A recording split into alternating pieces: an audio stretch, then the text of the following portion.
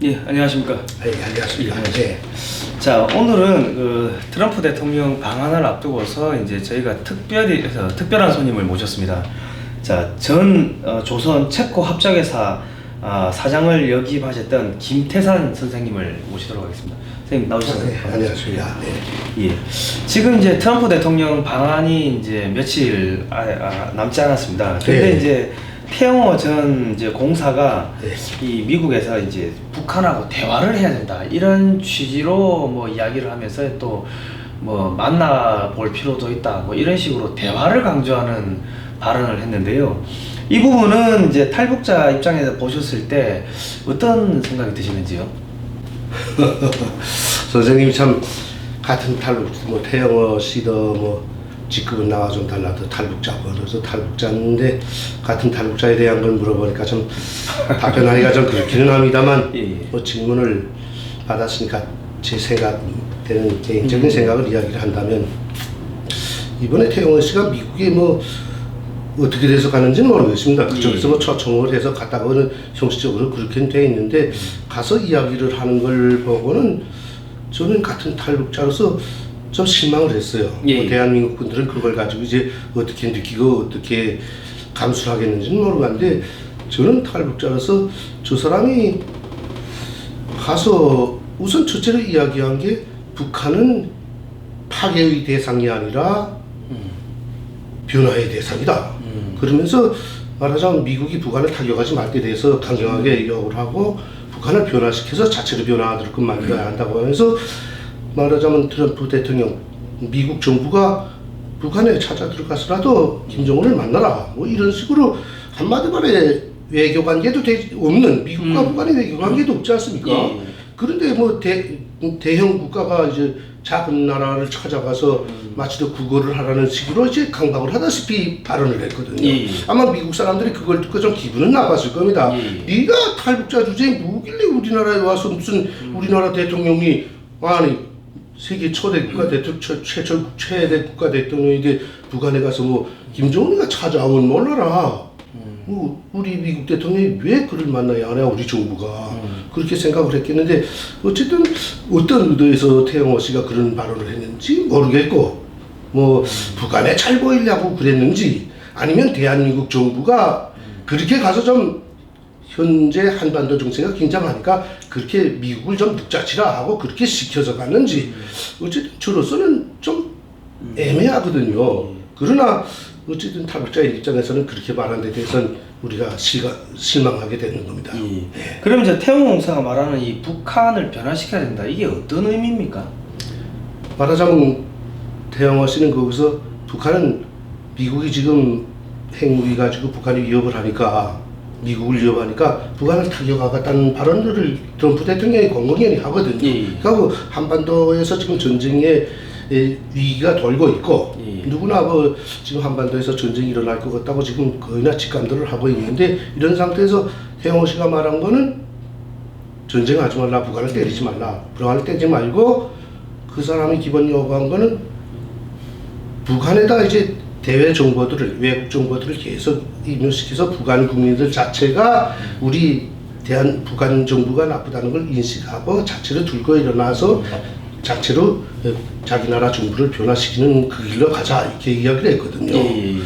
그런데 그게 뭐 미국이 북한을 때리겠는지 안 때리겠는지 저는 그건 모르겠는데 우리가 또 때리지 말라 때리자 뭐 그걸 간섭할 의무도 없지 않습니까? 그리고 북한을 때리게 되면 이제 북한 국민들이 다 죽는다고 뭐 이렇게 말하는데 저는 거기서 안타까운 게 태영호 씨도 나도 북한에서 살 수가 없기 때문에 말하자면 북한을 버리고 도망쳐 나온 사람으로서 자기는 거기서 살 수 없어 도망쳐 나와가지고 여기 나와서도 북한은 노예 국가라고 그렇게 공공연히 이야기를 한 사람이 미국에 가서는 북한 사람들이 전쟁 나면 다 죽으니까 때리지 말라.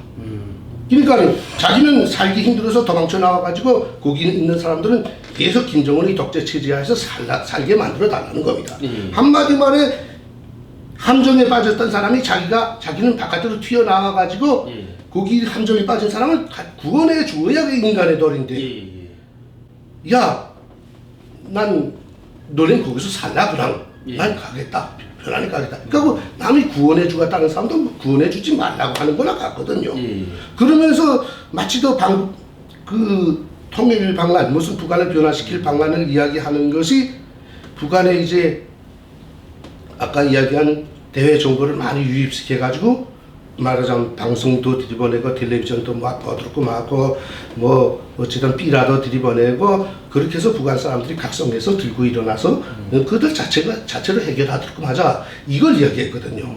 근데 제가 안타까운 거는 북한에서 우리도 살아봤지만 거기서 그렇게 해서 변화가 될 것 같으면 제가 왜 여기 나왔겠으며 태영호 씨가 거기 북한에서도 편하게 살던 사람이 왜 여기 나왔겠습니까? 변화의 조짐도 안 보이고 변화의 가능성도 안 보이기 때문에 튀어나온 거란 말입니다. 예. 그런데 여기 와서 하는 소리는 그게 가능하다고. 그러면 앞으로 몇십 년, 내년 1, 2년 후에 북한 동포들이 과연 변화가 돼서 자기 정부를 변화시키겠는가? 그건 누구도 모르는 겁니다. 10년이 될지 20년이 될지 지난 기간 햇볕 정부 10년 그렇게 퍼주면서 해서도 하나 변화된 게 없습니다. 삐라는 계속 남북한에 갈려져서 남에서도 삐라를 보내고 북에서도 삐라 보내고 우리 탈북자들이 나와서 거의 20년 동안을 삐라를 보냈지만 북한 사람들이 삐라 보고서 무슨 반정부 투쟁을 일으킬 정도는 아니거든요. 예. 그러면서 이제 태영호 씨와 또 태영호 씨를 주장을 이제 이렇게 지지하는 사람들은 소련에서도 그렇게 강대하던 소련도 독일도 이렇게 자유를 주고 라디오를 듣게 하고 텔레비전을 자유롭게 보게 했기 때문에 변화가 돼서 들고 일어나서 이제 소련이 해체되고 독일도 통일되지 않냐 이렇게 증거를 두는데 참 이게 무식한 사람들입니다. 소련이 무슨 텔레비나 보고 라디오나 자유롭게 들었다고 해서 그게 그렇게 변화된 게 아니거든요. 말하자면 선생님도 아시지만 소련은 고르바초브 당시에 개혁개방으로 변화시키지 않았습니까? 예.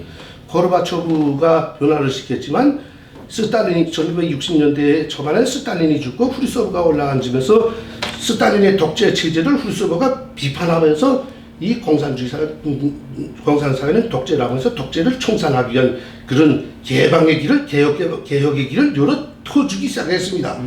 그러다가 1964년도에 그렇게 가니까니 강경파들이 후르소브가 여름에 휴양지에 별장에 가 있을 때 강경파들이 모여들어가지고 당 회의를 열어가지고 그 후르소브를 참가시키지 않고 강제로 해임시켜 버렸거든요. 그 후에 강경파들이 올라앉았지만 계속 말하자면 독재를 반대하는 그런 흐름은 올라오다가 이제 1995년도에 고르바초브가 공산당 서기로 출마합니다. 네. 그 다음에 그러면서 그 사람이 그 후르소브의 뒤를 이어서 개혁개방을 계속 모색하고 들어가거든요. 당 서기로 들어가서. 그러다가 1998년도에 이 사람이 어디로 올라가냐면 소련 연방 최고의 간부부장으로 올라갑니다. 간부부장은 인사부장이거든요. 그 소비에트 연방 안에 연방 국가들의 간부, 공산당 간부, 행정관 그 사람 소리에 의해서 다 배치가 되는 겁니다. 이 사람이 그 개혁개방을 할 준비를 그때부터 준비를 잘 했습니다. 그러면서 1998년 7월 달에 소련 공산당 비상회의를 열어가지고 거기서 고르바초브가 3시간 동안이나 우리 소비에트 연방이 개혁개방해야 할 그 필요성에 대해서 3시간 동안을 설교를 합니다. 거기서 몽땅 감동이 돼가지고 거기서 거의나 찬성했거든요. 그래서 거기 소련 공산당에서 그 후에 2년 후에 1990년도 3월 달에 고르바초브를 초대 대통령으로 올라앉힙니다. 그러면서 고르바초브가 그때 뭘 준비했냐면 말하자면 까게비라고 그게 뭔가 국가보안위원회라고 되어 있는데 첩보기관 아닙니까? 세계 최고의 첩보기관으로서 그때 소비에트 연방 까게비 첩보기관이었거든요. 아, 그 KGB 말씀? 네, KGB. 북한에서 소련 말로 이제 까게비인데 이거는 KGB라고 하는데 거기에 그 성원만 해도 70만 명이었어요. 그때 80년대에 220억 달러를 충당했어요. 거기다 소련이. 그렇게 막대한 역량을 가지고 전 세계에 소비에트 연방의 간첩이 안 들어간 데가 없었어요. 특히나 동맹 국가는 그 까게베, KGB 그 간첩들이 몽땅 들어가서 다 운영하다시피 했어요. 예. 그래서 고르바초프가 그 대통령으로 올라앉으면서 동구권에서 시민혁명으로 형식으로 들고 일어나들고 막 해서 그 까게베 성원들을 시켜가지고 각 나라의 시민단체를 만들었습니다. 예. 그래서 어떤 폴란드의 연대라는 시민단체, 시민혁명단체가 1998년도에, 99년도에 만들어졌고, 그 다음에 여기서 본 헝가리라고 하죠. 예, 예. 웨잉그리아라고 하는데, 헝가리의 이제 민주포럼이라고 시민혁명단체가 이루어졌고, 그 다음에 이제 체코에는 시민포럼이라는 시민혁명단체가 이루어졌고, 예. 동독에는 새포럼이라는 시민혁명단체가 까게베가 조직해서 쫙 깔려서 있었습니다. 거기서 시민혁명단체가 조직이 안 되게 말하자면 로마니아 그 대통령 암살된 사람이 루마니아. 예, 루마니아. 예.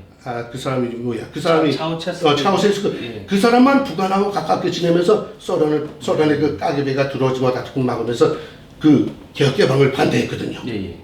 그 배경에서 1989년도 9월달에 프랑스 혁명 200돌씩 되는 걸 계기로 해가지고 소비에트 연맹 모든 국가들이 들고 일어나서 시민단체가 들고 일어나서 그 개혁개방을 완성시켰습니다. 예.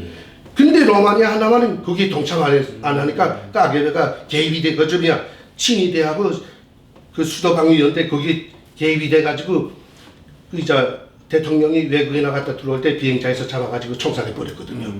근데 마치도 이제 태영호 씨가 이야기하는 것처럼 일반 탈북자들이 어떤 사람들이 이야기하는 것처럼 시민단체가 자유롭게 이루어져 가지고 무슨 소비에트 연방이 무너진 것처럼 말하는데 그게 아닙니다. 북한도 무너지려면 큰 사람이 하나 말하자면 고르바초프는 소비에트 연방 대통령입니다. 예. 대통령이 개혁개방 하자는데 밑에 놈들이 반대할 수가 있겠습니까? 예. 근데 말하자면 북한에서 이 김태상이가 이지라도 북한 들어가서 우리도 개혁개방합시다, 들고 일어납시다 하고 선전하면 한 명도 안 따라옵니다. 예. 말하자면 북한엔 야당도 없고 반정부 단체를 조직할 그 어떤 정치 조직도 사회단체도 없거든요. 예. 그것도 누구가 말하자면 뭐 군단장이나 사단장이나 도당 책임비서 같은 사람들이라도 들고 일어나야 뭐 그래도 시민들이 쫓아오가는데 그 사람들은 다 김정일이 김정은이 선발과 같은 사람들이기 때문에 그것 안 하거든요. 근데 어떻게 국민들을 규합을 해가지고 마치도 거기서 태영호 씨는 이야기한 게 동독도 그렇게 자유를 주고 그렇게 뭐 외부 정보 유입이 됐기 때문에 동독 서독 통일이 되지 않았냐 이거 하는데 그게 절대 아니거든요. 이거는 이제 소비에트 연방이나 동독이나 뭐 유고슬라비아 연맹이나 이게 무너진 것을 무슨 시민혁명은 맞는데 자체로 뭐 이렇게 국민들이라는 건 조직자가 없으면 훑어진 머리알 것 같습니다. 예. 솔직히 지금도 대한민국 보십시오. 우파들이 정권을 좌파들한테 띄우고 뭔가 다시 정권을 돌려세우자고 하는데 똑똑한 지도자가 없으니까 우파 국민들을 한 자리에 넣지 못하지 않습니까? 그렇죠. 예. 이런 개혁개방 완전히 자유민주주의 사회인 대한민국에서도 그게 안 되는데 북한과 같은 그 정보 정치국가 독재국가에서 가능하겠습니까? 신뢰를 하나 더 든다면 지금 중국을 보십시오. 예. 중국이 1980년대에 완전히 개혁개방을 해서 중국 13억 국민들에게 완전 자유를 줬거든요. 예.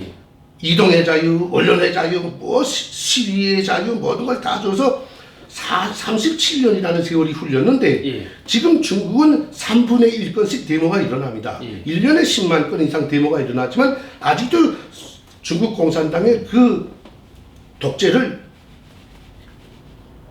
철폐 못하고 있습니다. 예. 그런데 북한이 무슨 이제 정보를 유입해가지고 북한 국민들을 발동시킨다는 겁니까? 특히 지금 이 탈북자들이 또 북한의 정보 유입의 기본 근거지가 돼야 할 대한민국 정부가 지금 좌파 정부가 섰는데 예. 북한에 지금 포주자고 하는 정부가 섰는데 예. 그들을 자극하는 그 정부를 이어가는 그 대북 무슨 정보 유입을 하겠습니까? 이제 탈북자들이 원래 하는 그 대북 비라나 방송도 이제 끊어질 형편입니다. 특히 그 다음에 두 번째로서 탈북자들과 이 대한민국 인권 운동하는 사람들, 그다음에 뭐 정교 운동하는 사람들이 중국을 발판으로 해서 북한에 이제 정교주 들이보내고 뭐 대북정부 사업을 하댔거든요. 근데 중국은 지금 전쟁 달부터 대한민국 사람들을 100% 추방하고 있으며 조금 의심되는 사람들을 100% 잡아가지고 있거든요. 이런 상황에서 어떻게 대북정부를 유입시킨다는 겁니까? 그게 안 되지 않습니까? 그러니까 태영호 씨가 이야기한 거는 이게 30년이 걸릴지 40년이 걸릴지 북한 국민들을 그 독재 사회에다 계속 묶어놓자는 겁니다. 한마디로 말해 김정은이를 살려주자는 소리밖에 최종 결론이 아니라는 겁니다. 김정은 정권을 독재 정권을 유지시켜 주자는 겁니다. 한마디로 우리가 보건대는. 선생님 그러시면은 그 지금 선생님께서는 지금 미국에서 강조하고 있는 군사적 옵션이 어떻게 보면 효율적이라는 뭐 말씀이신가요? 이 어떻게 보십니까? 뭐 이렇게 말하면 이제 요 앞에서도 오다 보니까 무슨 평화협정 체결을 위한 뭐 1000만 명 사인 운동 한다고 하면 나보고 사인하라고 해서 나는 평화를 좋아하지만 필요한 전쟁은 해야 한다고 생각하는 사람이기 때문에 난 거기 사인하지 않겠다고 하고 이제 들어온 사람인데 저도 전쟁을 왜 좋아하겠습니까? 북한에 내 형제가 있고 내 자식도 있는데 전쟁 나서 그거 지금이라도 보고 싶은 자식인데 그거 죽기를 바라겠습니까? 그러나 내가 내 자식이 죽는 한이 있어도 이런 노예 제도는 오래 유지시키지 못하겠다는 겁니다. 그래서 나는 미국의 군사 옵션에 대해서 특히나 지금 김정은이가 하는 이 말하자면 도발, 위협, 말하자면 미사일, 핵, 대량살상 무기 가지고 대한민국을 위협하고 미국을 위협하고 동아시아 지역을 위협하고 있지 않습니까? 지금 왜 김정은이만은 이렇게 위협을 할 권한이 있고 대한민국이나 미국이나 일본이나 이런 사람들은 자국을 위한 그 방어 수단을 사용하지 못하게 돼 있다는 겁니까? 태영호 씨대로 말하면 미국도 대한민국도 일본도 북한으로부터 핵 위협과 미사일 위협을 받았으면 응당 자위 방어를 해야 할 권리가 있지 않습니까? 그죠, 이 군사옵선을 왜 태영호 씨가 그걸 그렇게 하지 말아라 해라 하고 강요할 권리가 없는 겁니다. 그거는 위협을 받은 대한민국과 위협을 받은 일본과 위협을 받은 미국이 자유적으로 해결해야 할 문제이지 어느 누가 이래라 저래라 할 권리가 없는 문제입니다. 물론 뭐 미국의 군사옵선에 대해서 찬성하느냐 반대냐 하면 계속 김정은 정권이 자기 국민들을 그렇게 억누르고 대한민국을 먹겠다고 위협하고 천안함 사건과 같이 또 연동대 사건과 같이 계속 군사 도발을 하고 미국을 위협하고 일본을 위협하고 그러면 나는 뭐 빨리 한순간이라도 때려서 뭐 북한 국민들을 때리라는 게 아니라 다른 군사기지만이라도 때려서 북한의 독재 그 정치 군사적으로 위협한 위험 요소를 제거하는 게 난 기본 대책의 첫째라고 난 생각을 합니다. 물론 뭐 평화주의자들 지금 이 대한민국의 정권을 잡은 뭐 이 좌파 세력이라든가 평화주의자들은 전쟁 나면 우리가 다 죽기 때문에 이 가면 안 된다. 그러면 계속 이렇게 노예처럼 되겠을 때. 그러면 김정은이는 핵을 가지고 돈 보내라 미군 나가라 하면 나가고 돈 보내라 하면 돈 보내고 미군 나가면 이제 대한민국 깔고 앉아야 되는데 그러면 이 대한민국 한반도가 공산화가 돼도 그저 죽지 않고 전쟁만 안 하면 북한에 지금 굶주리는 북한 사람들 착취받고 압박받는 북한 사람들처럼 살아도 좋다는 겁니까? 대한민국 국민들은? 여기에 대해서 대한민국 국민들은 답변을 바로 해야 됩니다. 평화를 반대하지 않지만 노예로 살기는 싫다는 겁니다. 그렇기 때문에 전쟁 옵선을 나는 좋아한다는 겁니다. 네. 알겠습니다. 그리고 그 지금 이제 트럼프 대통령 이제 방한을 앞두고 이제 이 탈북하신 분의 한 사람으로서 트럼프 대통령한테 이제 뭐 하실 말씀이 있으시면 한 말씀 해주십시오. 뭐 선생님마다 뭐 탈북자의 몸으로서 뭐 여기에 묻혀 사는 사람이 무슨 대통령한테 한 말을 뭐 하게 하겠습니까? 제가 바라는 소원이 하나 있다면 트럼프 대통령한테 바라는 소원이 있다면 미국이 지금까지 북한을 키워줬다는 데서 나는 우선 비판을 하고 싶습니다. 미국 정부에 대해서. 당신들이 지난 2년에 원래 국제적인 규정에 따라서 북한이 핵무기를 만들 때 그러면 야 너네 만들지 마라. 국제 규정에 의해서 이제 다른 나라는 핵무기 못 만들게 돼 있으니까 너네 만들지 말라. 예. 해서 북한이 말을 들으면 가만히 있어야 되는데 계속 만든다는 걸 알면서도 미국은 그걸 방치했거든요. 예. 중국이 계속 이렇게 보호를 해준다는 걸 알면서 방치했거든요. 예. 그러면 미국이 응당 대한민국 보고도 일본 보고도 너네도 핵무기 만들라. 북한이 만든 뭐 어떻게 너네 우리 말 안 듣고 핵무기 만드니까 너네 앞으로 위험할 수 있으니까 대한민국도 핵무기 만들고 일본도 핵무기 만들라고 그런 권한을 줘서야 되겠는데 대한민국과 일본은 핵무기를 만들지 못하도록 맞대응을 못하도록 만들어놨습니다. 예. 그러니까 북한의 핵무기를 만드는데 미국도 중국 못지않게 동조를 했다는 겁니다. 예. 그러니까 미국이 저 북한이 핵무기를 만들면서 뭐 어떻게 넣을 때 지금처럼 완성되지 못할 정도 시철 쌓아 깔아뭉개서야 되겠는데 예. 다 만들어 놓으니까 지금에 와서 군사 없었 문제 하는데 미국이 참 바보스럽게 그지없다는 걸 나는 트럼프 대통령 앞에서 마주만 설 수 있다면 당신의 바보라고 난 이야기를 하고 싶습니다. 예. 그러면서 이지랍도 더 늦지 않았으니까 예. 빨리 핵 제거하기 위해선 김정은 제거하든가 핵을 제거하든가 빨리 수순을 밟으라. 예. 당신네가 대한민국에서 핵을 못 가지게 했기 때문에 우리는 지금 핵 위협에 계속 시달리고 있는데 당신네가 책임을 지라. 그러니까 미국이 중국이 핵무기를 북한이 핵무기를 만들게끔 중국이 도와줬는데 미국 너네 가만히 있었으니까 중국한테도 압박하라. 예. 저는 이렇게 좀 강하게 여부하고 싶습니다. 아, 그 다음에 이제 뭐 트럼프 대통령이 방안을 하는 건 뭐 국가 원수들이 서로 이렇게 왔다 갔다 하는 외교적 관례니까 뭐 군사적 관계 때문에 관례 때문에 온다기보다도 외교적 관례 때문에 오는데 난 뭐 거기에 대해서는 뭐 와서 오라고 난 환영하고 싶습니다. 일감이죠. 그런데 하나 아쉬운 거는 대한민국 국민들이 물론 북한을 동조하고 친북적인 경향을 가진 분들은 트럼프 미국 미울 수 있습니다. 그러나 이게 국가 관례에 따라 대한민국 대통령도 미국에 가지 않습니까? 중국에도 가고 그런데 그 대통령들한테 그거 뭐 내쫓겠다고 하고 막 무슨 뭐 죽이겠다는 이런 소리까지 하는 사람들도 뭐 있고 그런 것 같은데 이게 선진적인 국민이 못된 좀 말하자면 뒤떨어진 국민, 부끄러운 국민의 자세거든요.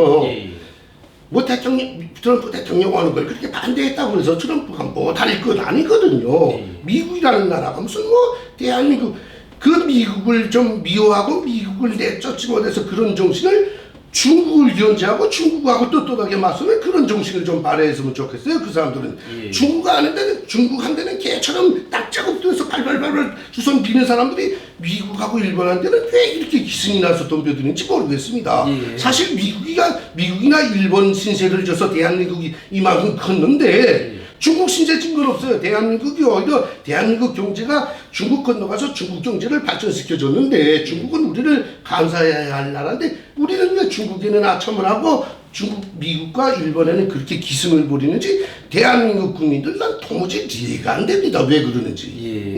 이건 뭐 선생님께서 대한민국 국민이시니까 아마 자체로 생각을 좀 해주시면 감사하겠습니다. 예, 알겠습니다. 오늘은 전 조선 체코 합작회사 북한의 조선 체코 합작회사 김태산 사장님을 이렇게 모시고 트럼프 대통령 방한을 앞두고 다양한 이야기를 나눠보았습니다. 자, 이 방송을 보시는 이제 독자분들은요, 좋아요 많이 눌러주시고 널리 퍼뜨려 주시기 바랍니다. 그리고 구독 신청하기 꼭 눌러주시기 바랍니다. 여러분의 손가락이 대한민국을 구원합니다. 자, 다음에 뵙겠습니다. 막말해서 미안합니다.